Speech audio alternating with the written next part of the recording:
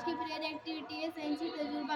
हल्दी एक इंडिकेटर है। जब नींबू के रस में हल्दी मिलाई जाती है तो इसका रंग बदलकर लाल हो जाता है क्योंकि नींबू में एसिड होता है। ये नींबू है, ये हल्दी है।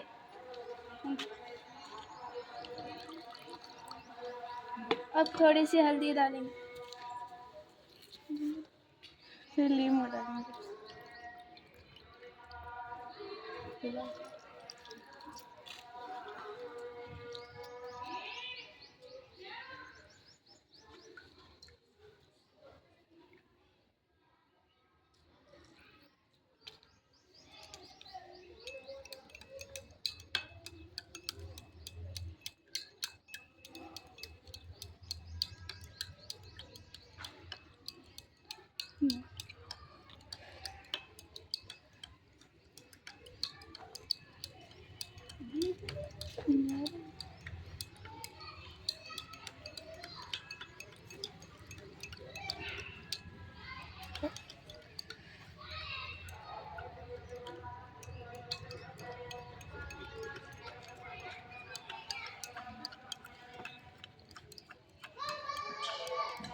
यार